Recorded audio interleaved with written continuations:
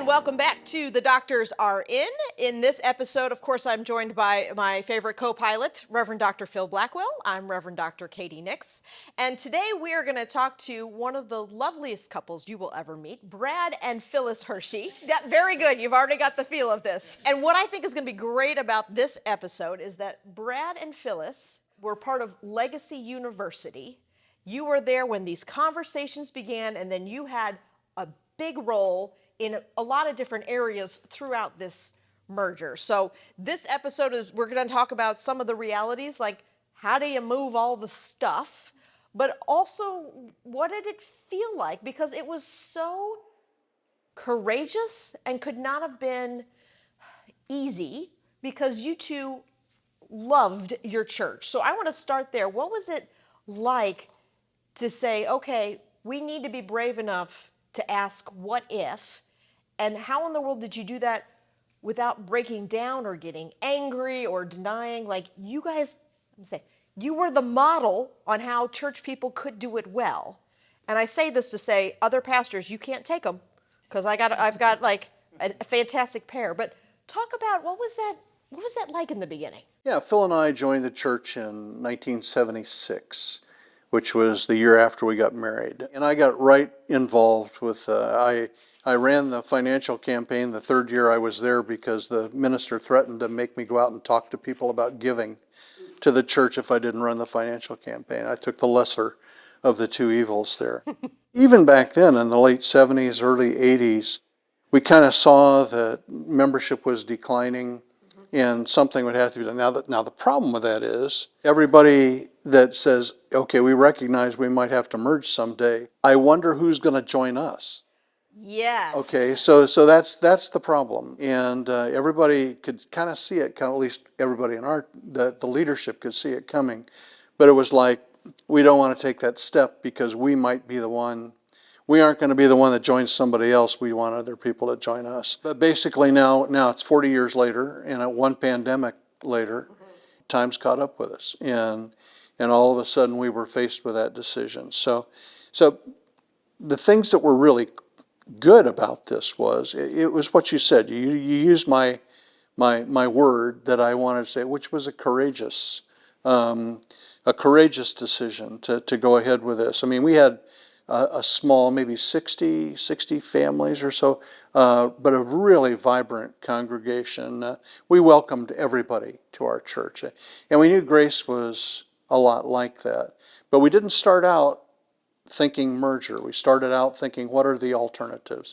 And that's where we really were lucky to have Diane Keniston. She's a great process lady. I mean, she really put things together so that everybody'd be involved in the decision. That afterwards, when we voted, nobody could really say that they didn't have a chance to express an opinion. So that was wonderful. We could probably have stretched it for 3 years, living off our endowment, but we just didn't want to do that. We got to the point where we just felt doggone unchristian. Sometimes I hate that Christian word gets tossed around a lot, but in this case, we just didn't feel like supporting a minister and a church but not being able to actually go out and do things in the community because we didn't have any money. It just wasn't the way we wanted to act. We needed something more than that. I got to say, and that is a testament to the many years that, and I know you both really well, that you had grown in your faith, that you had matured, that you could say, yes, I love this place. But the fact that you can go, but is this what Jesus wants? For me as a pastor goes, here's someone who has spent years learning that, developing that. There is a formative reality, and good for the pastor to recognize these are the people I want in leadership, is who have a strong grasp on why are we here, right? And so that is beautiful, and I just want to affirm, like, that's a foundational thing under all of this is you could even ask that question. It really did come down to, we weren't really able to do anything. I mean, we were barely able to pay for the utilities and whatever, and that's not being a church. That's being a a place where people come on Sunday and we talk and we're friends and whatever, but it really wasn't the service in the community that we wanted to happen. Joash Mencius was our administrative council chairman. It was wonderful to have young people on the committee that eventually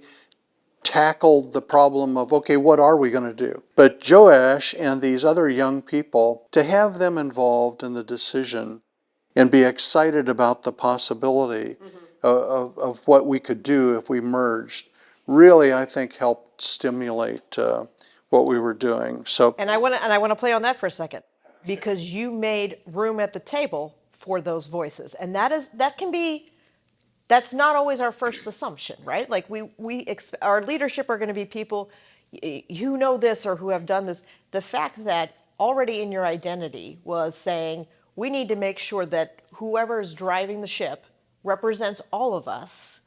And the fact that you see, look, we had these younger voices there and it was great, as opposed to many times, I don't know if you've had this, those young whippersnappers, they don't know what's going on. They don't appreciate the church like we're, so again, you were already setting the stage and you were setting a tone to say, not only let's hear this, hey, okay, let's get excited about this, as opposed to, no, you're wrong, and I'm going to tell you why you're wrong, because I've been at the church forever. So I think that's an important thing that we keep hearing over and over in these episodes is, the tone and the attitude of those who are leading this is the make or break a lot of times. I really think the courageous part of the decision was to know that we could have gone on another 3 years. We could have done it.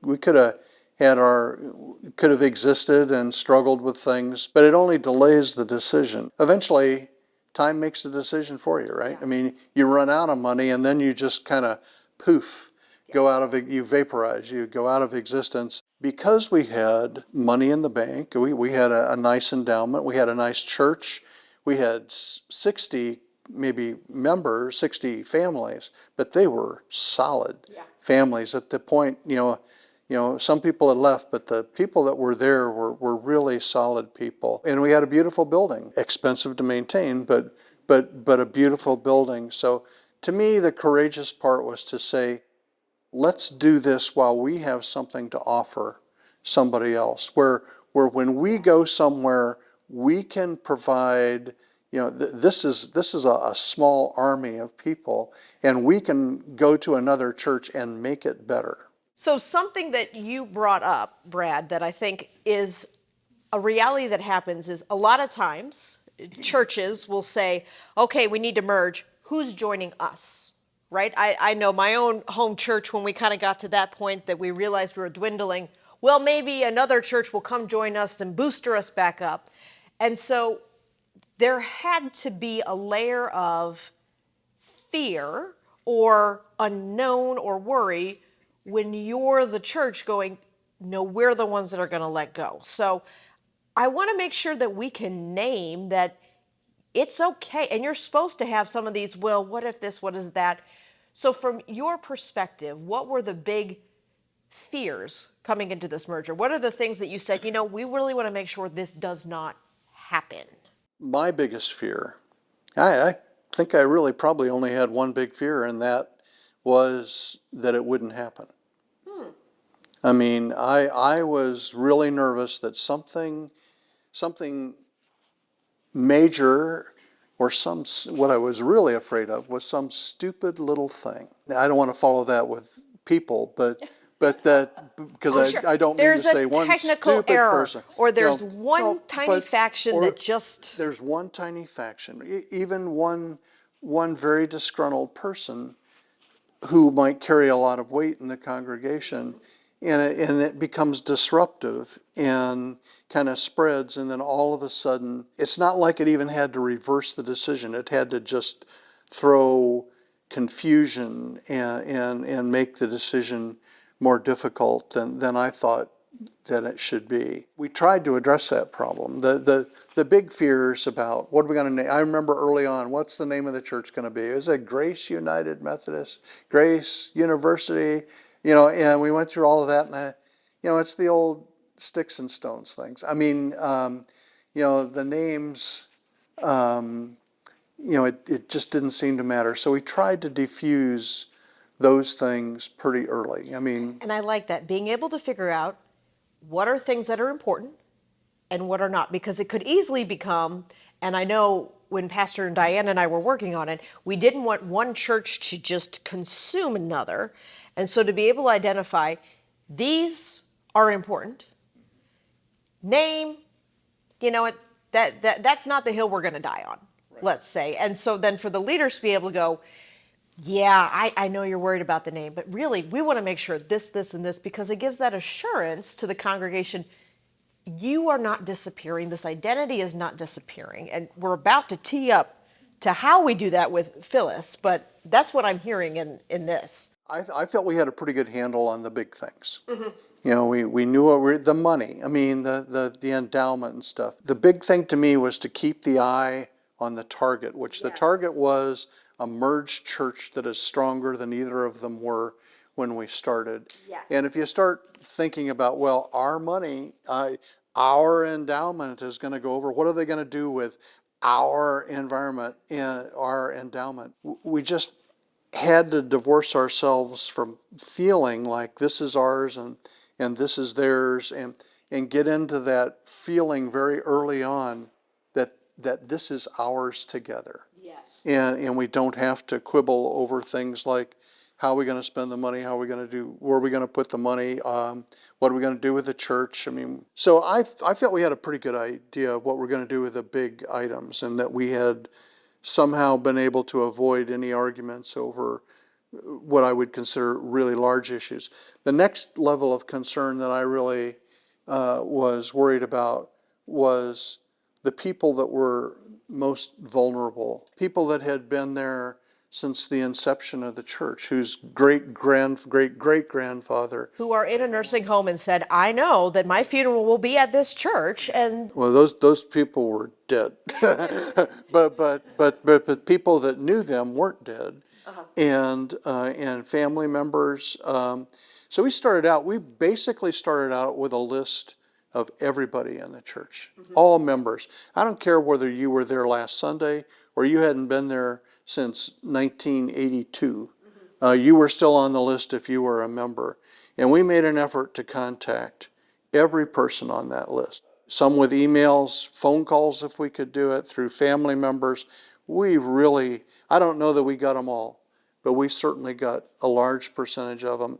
And every one of them, basically what happened was the leadership team divided up the list. And if we knew people, we would take their names. Phil and I called people. We really made an effort to talk to people, let them know what was going on so they weren't blindsided. And if they had comments, we really wanted to hear from them as to things that we might do to make this easier on everybody. The other thing we did then, we took that master list and we went down and said, okay, who could this hit the hardest? And the same thing happened then. We divided that list up and made sure that people that knew them could call. We called a family that we knew reasonably well, and their parents or maybe even grandfather was founding in the founding area. They had strong feelings about the church and the building. It was so important to talk to them, and I think it worked out pretty well. There were some people that we talked to, I don't know, not a dozen times, but maybe 3, 4, 5 times off and on, just to try to ease and talk about the fact that the church is really the people. It's not the building, because the building was one of the toughest things to let go of for some people. Even though I'm sorry, I'm deviating, but when we sold the parsonage, the people that felt the strongest about the parsonage, this is decades ago, had never been in the parsonage for 5, 6 years, maybe 10 years, but they felt, oh, it's ours. Same thing about the church. It really turned out in the end that it was probably pretty easy to let go of the building itself. A lot easier than letting the people go. So the biggest fears, I think, were that people would be upset to the point where it would disrupt the entire thing from happening. And I really feel that Diane and Joash and the leadership team really took that on as a personal quest to make sure everybody was contacted. I'm interested in, so what did you do with all the stuff that was in that church that mattered to everybody or somebody? They're duplicates in in this building now of. How many sets of, church dishes can one church really hold? Absolutely. So the question, what was important that you made sure came here and was embraced here? And then what were the things that you could pass on to the congregants? And how you even made that decision and the people behind it. So tell us more. Well, once the churches, this actually started before the churches agreed to merger. The trustee working groups that were working behind the scenes to make the merger work were charged with deciding what stays and what goes, and then they passed it on. Each church created a physical asset team to identify the physical items that would contribute to. First, we asked what would contribute to the spiritual experience at Grace Church, and then how do we distribute all the other property and where it would be best appreciated and used. So we agreed that we wanted to have a purposefulness in finding the next best home for all of our assets. Good way to put that question. Yes. But in more philosophical terms, Diane, our former pastor, described this as we wanted to simultaneously empty ourselves of all of our attachments to stuff and honor our encounters with God, mediated through the holy stuff of life. Ooh, yeah. So we were trying to decide the next best place to put these things, in other words. And that was for both Legacy churches, right? So a team was formed at Legacy Grace as well as Legacy University. Right. And we have said so many times in this podcast, so much of what made this merger work is that University gave the gift to Grace to say, let's ask these hard questions, and then Legacy Grace can go, well, if they're brave enough to go through their stuff, maybe it's time to go through ours. And that just wasn't even going to be on the radar until we saw someone else do it well and went, oh, okay, we can do this. Yes. Well, I was one of 4 people recommended by the pastor for this physical asset team. The team was 4 women who get things done. There's a sermon there. And I was the one who likes to get things started on commitments. Yes. So, and since Brad was the head trustee, I decided I could really lift the burden from him and from the trustees if I chaired this committee. Now, my son Nathan said, Mom, you don't usually put yourself into stressful situations.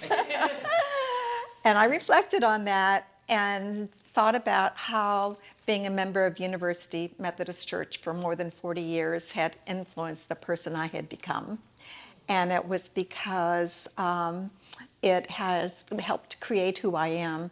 I felt I could give back by taking on this task and sharing this. I asked a 5th person with some super skills in organizing to join our team. So now we're up to 5 women. And we met weekly starting in April, raising questions as to how to proceed, reflecting on our other members and who we could ask to take on particular tasks. And not one person ever said no. Oh, wow. Which I think is also says something about, again, I want to say, like, the fact that you wanted to get other people involved and that they felt so comfortable with you that everyone said yes. I would love it if everyone always said yes to me. No. No. See? Yeah. So the first thing we did, we had an inventory of everything in the church. It was 6 years old. So the first thing we did was we walked around to every room in the church, and we're talking about kind of 13 rooms that were used by the church, and this does not include the 8 rooms used by the preschool. That was another issue that we dealt with later. But we updated that inventory, and we noted the items on the list, which were important to us as a community of faith. And then once we identified all those things, we invited the Grace Physical Asset team over to see what we had and to make a preliminary list of things to come to Grace. Now that list grew and grew and grew the more we got to know each other, but that was a preliminary list. Next, we identified church members and asked them to help us oversee the cleaning out of all the different areas. The music room, well, the choir director did that. The boiler room, Alice Moore did that. You know, the church library, Cindy Mitchell did that. And closets, Sunday school materials, technology, the records in the church. Different people took on all these roles for cleaning this out. Could you imagine, because the church had a life of almost 100 years. 100 years worth of, we'll just stick this in a closet that had to be gone through. Right. Well, and the choir director and a few choir members organized and made a record of the entire music library, which now is here at Grace, very organized in place. They assessed the value of the 5 pianos and the pipe organ. Some drums had been given in memory of somebody, and that family, when we contacted them, they wanted those drums to go to a school that needed drums. So we did the research and found a school that needed those drums. Trying again to honor gifts that people had made to the church. We made decisions on who to distribute the other items to. Like there are plaques and memorials all over the church and lots of homemade items. And one of our members tracked down, using an existing list of memorials, but also tracked down every other item and who it belonged to, and if there was somebody living or that we knew a family member, and if we could get that plaque or memorial off the wall without damaging it. Think about that, yes. Again, John Moore did all this work, and we returned many items. One of the things we had were 200 plus Bibles with names from who people dedicated them, and at one point we had all those Bibles laid out on tables, and people could go through, and one family took more than 40 Bibles that their family member had donated. And then the really big thing that we did that took a lot of manpower and a lot of energy, we offered a Claim It Day. Claim It Day for all the church members, friends, and others, so they could come in that day and take any item they wanted. So we basically had a big Junk teak. I'm just thinking, if my mother-in-law knew about that, ooh. We collected every small item, liturgical, cooking, a kitchen item, houseware, seasonal decorations, books, children's equipment. All these things were collected and put on on table after table upstairs in the dining room, and then downstairs in the fellowship room, desks and all the furniture and bigger items, and then downstairs in the basement, all the items out of the youth lounge. So most items were free for the taking. If an item was valued at more than $50, we would ask for a donation for that item. But it is just that, I think, that was a day to treasure, and a day where people claimed the most unlikely things. Oh, I remember when so-and-so used this as a decoration on a table. Because it was more than stuff, it was the stories. It was the right? stories. And let's and remember the stories with this, you know. And the traditions. So that was a huge day and a huge healing day, you know, in the process of what we did. After Claim It Day, then we shifted gears. We advertised liturgical items on some of the Methodist Conference marketplaces, and we had many church people from churches all around the area, some that drove 20 or 30 miles to get 60 chairs or tables or other liturgical things that we used, some of the bigger, heavier things. And then after that, we started listing larger items on Facebook Marketplace. And we spent a week with our Facebook Marketplace items open, somebody having to be there every day for the hours of such and such to such and such while things were being claimed. So that was a way that we had found homes for other things. Many items that were left then, we donated to charities. And we had one person on our committee and others who knew a lot about charities and where you could take home goods or baby goods or children's items or kitchen goods. And so we had people going out delivering, making lots of deliveries. We picked up a man with Doug Durham with his pickup truck at that point, and who did a lot of deliveries for us, and also was really great on knowing how to recycle metal. So we had him do a lot of recycling for us. And then after that, we hired some movers to move items to Grace, and the larger furniture, some huge kitchen objects. Actually, the chairs and tables that we're sitting on here. There was a little glitch there that it turned out that our movers couldn't produce the bond that we were asking them for to make sure they were bonded. And so that got moved back by 2 or 3 days as we had to find some new movers, but that was a little glitch. And then other people brought over other smaller items, and so it was a matter of also making a list of items coming over here, but also knowing where they were going so we could decide what floor to deliver them to. Because we could have just said, okay, we'll stick it in the new closets here. So it's not just even inventory and moving, it's also, but where's it going over here? Yes. So we had all church work days, where we had 20 or more people coming on. That was 2 Saturdays prior to the end, our last day, and then on the last day, moving just everything else out to the dumpster and cleaning the room up. So it really was many, many people involved who wanted to give their time, who wanted to reflect on the time they had. It was cathartic. It was something, I think it's sometimes like, how many times we see, like, when a beloved family member passes away and you're cleaning out the apartment and it gets the space to just tell the stories again, and it helps the grief process to go through. And so once the items were moved here to Grace, we worked with the Grace people to find places for the items. And I think the two most significant spiritual items for me, Phil, coming back to your question, number one is the University Cloud of Witnesses board. So this is the big board with a little brass plaque showing the date somebody was born and died, and that we can always saw that as our saints, and that was meant a lot, and it was made by somebody at the church and maintained. And that has more than 100 names on it or so. Yeah, I mean, it is a beautiful remembrance of the saints. Right, yes. It's a history. Largest part of our congregation. Part of the university history. An interesting story was that the person who created the board, his daughter is the last person's name on the board. Oh, no, that's beautiful.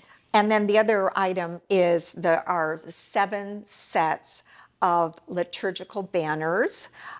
These are beautiful, they're quilted, they're handmade, they're really valuable works of art. For me, from the first day I came in here on Merger Sunday to last Sunday when I was here, I still look at those as that is my history, that is a connection to our old church, to our new church, being shared with everybody, and also our connection to our Bible stories, because they reflect the stories from the Bible. So that's a brief history of our physical asset team, Phil. I come in after all of that happened, and I'm interested in, the legacy committee. How do you maintain that without it being difficult for people who are new? So you see the banners and you know they're from University Church. I'd be interested to know more about who made them, how did they make them.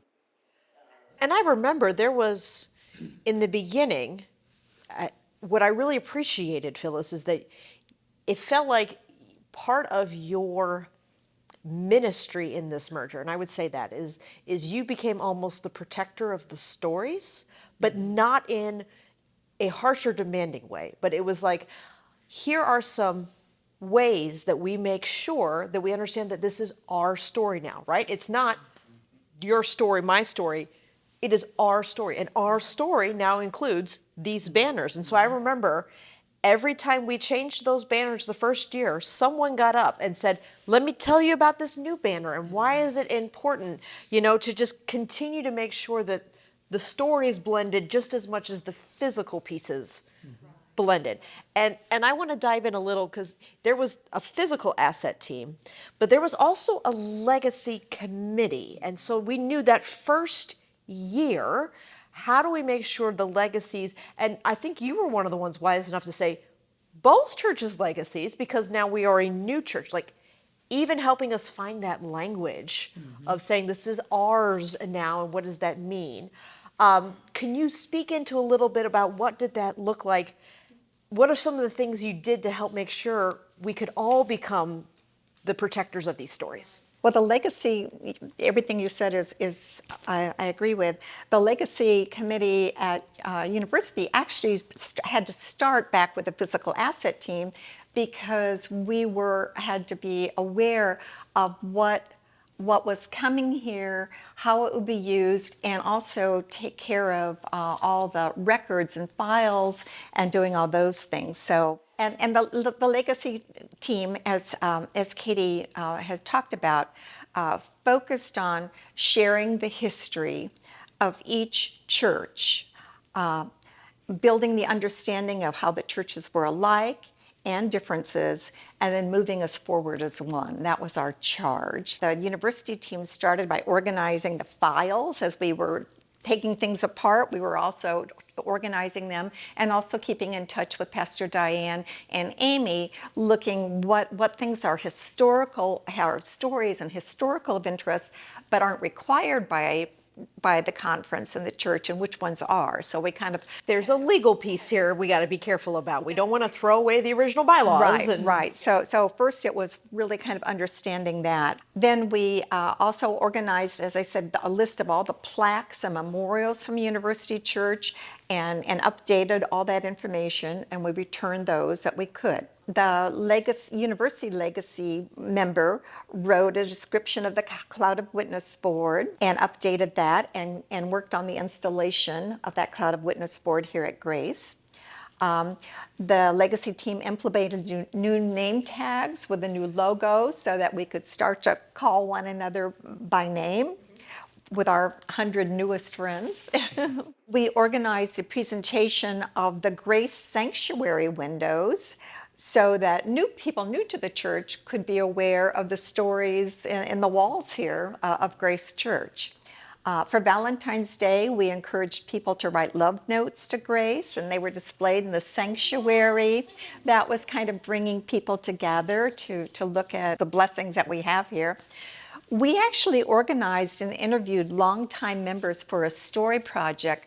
Those interviews are collected. A couple of people have already passed since then, but we do have their voices and their stories. We have not used those yet in terms of turning them into, but we have them. So that was the important part.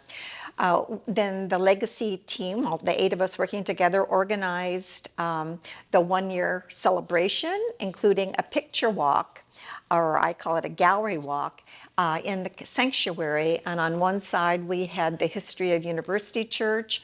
On the other side of the sanctuary, we had the visual history and some stories of Grace Church. And then at the front, we had pictures and stories of our first year together. I guess one other thing is we published a Merger Sunday picture book. Which show here, lovely. Again, just keeping the story. And you know what I love is there were so many things that could have been, but you wrote in the beginning of this, the date that we voted a resounding yes to the vision of a merged future together.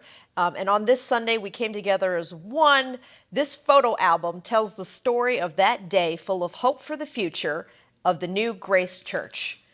Mm-hmm. And I love that there was a way of honoring the stories, but not being caught in the past, but saying, these are the saints who have brought us here, and look at the hope of where we are going and moving forward. And I think it's just such a lovely thing for us to kind of look and just say, remember this Sunday and why we did this? Do you remember why? Because we're better together, and what does the future hold for us? And so I just keep showing, it is such a lovely thing. This is my copy, sorry. You can look at a different one. Yes. Just tagging on the end of that and closing out my talk about the Legacy Committee, was that at our 1-year anniversary, which was July 10th, 2022, Ruth Durham and I, who co-chaired it, shared the accomplishments of the Legacy Committee in the sanctuary. We talked about that.